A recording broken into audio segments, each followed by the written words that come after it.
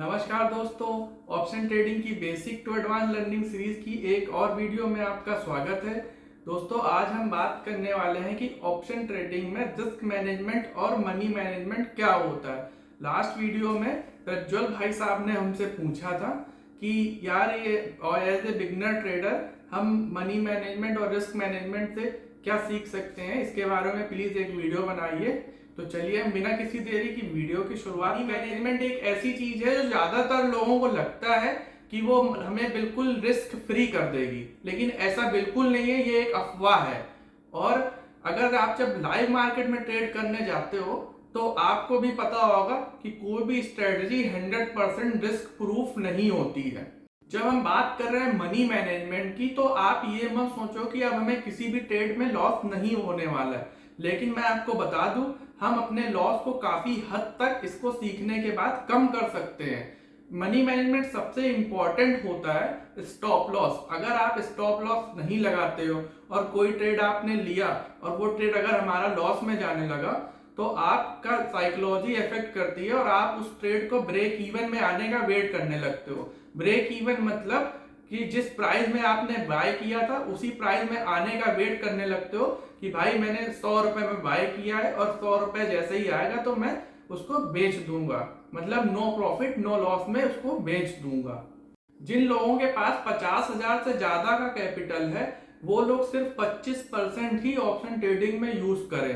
अब आप बोलेंगे भाई हम बाकी का 75% क्या करेंगे, तो बाकी का 75% भी आप ऑप्शन ट्रेडिंग में ना लगा के आप उससे स्टॉक ले लीजिए। आप मार्केट में ही लगाइए लेकिन उससे आप स्टॉक ले लीजिए और स्टॉक में आपको थोड़ा बहुत प्रॉफिट भी बनता रहेगा और उसमें बहुत ज्यादा आपका कभी नुकसान भी नहीं होगा कि हाँ भाई हमने कोई चीज 100 रुपए में आज लिया और अचानक से वो 0 रुपए हो गया। लेकिन आप अगर ऑप्शन ट्रेडिंग में ट्रेड करते हो तो आपका 100 रुपए जो आज चीज है, जो स्ट्राइक प्राइस 100 रुपए है, वो आज 0 हो सकता है क्योंकि एक्सपायरी के दिन होता है ऐसा।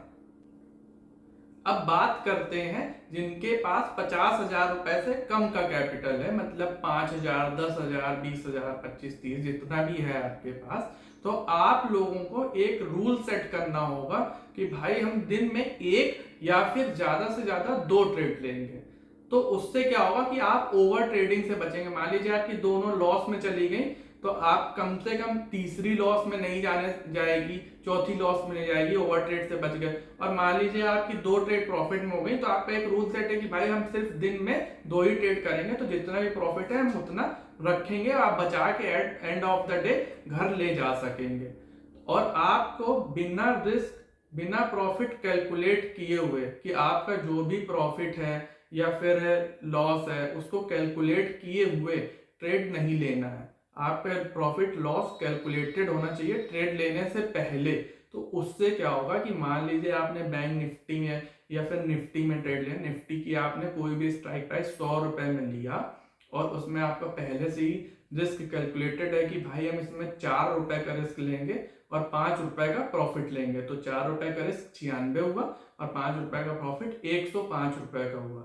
तो 4 जब हमारा अगर एसएल हिट हो रहा है तो कोई बात नहीं, अगर हमारा टारगेट हिट हो रहा है तो 105 रुपए का हुआ, तो 5 रुपए के हिसाब से आपको एक लॉट का 250 रुपए बचा। तो 250 रुपए आपकी 5,000 की कैपिटल का कितना हुआ, आपकी 5,000 की कैपिटल का वो हुआ करीब 5%। तो 5% आपको बताइए आपके कैपिटल का कौन दे रहा है एक दिन में।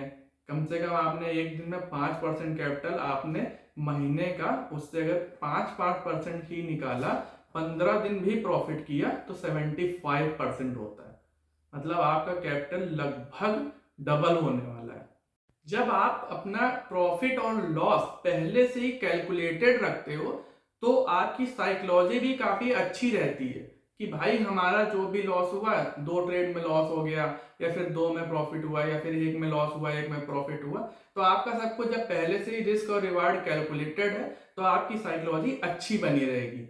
अगर अब मान लीजिए आपको 2 ट्रेड में लॉस हो गया और आप फिर भी कूद रहे हैं, ट्रेड ले रहे हैं, आपने अपना उसको खराब दिन मान के 2 ट्रेड लेके एग्जिट नहीं किया मार्केट से और आप उसके बाद भी ओवर ट्रेड कर रहे हो, तो आपका कैपिटल 100% 50% बिलो भी हो सकता है और उससे आपकी साइकोलॉजी बहुत ज्यादा अफेक्टेड हो सकती है।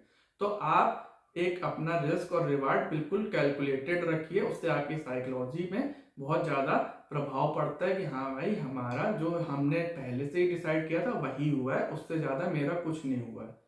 अगर आप प्रॉफिट ट्रेल करना चाहे तो ट्रेल कर सकते हैं कि भाई हमने 105 का एसएल लगा दिया, अब मेरी मार्केट 107 चल रही है, अब 107 में चलने लगी तो 110 का हमने रिवार्ड ले लिया, वो एक अपनी जगह बात है। लेकिन आपका कम से कम रिवार्ड तो आप कितना भी ले सकते हो, लेकिन जो आपका रिस्क है वो तो कैलकुलेटेड है कि हाँ भाई हमारा 96 का ही रिस्क है।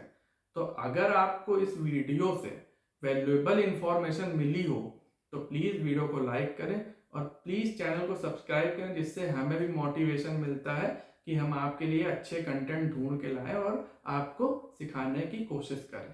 धन्यवाद।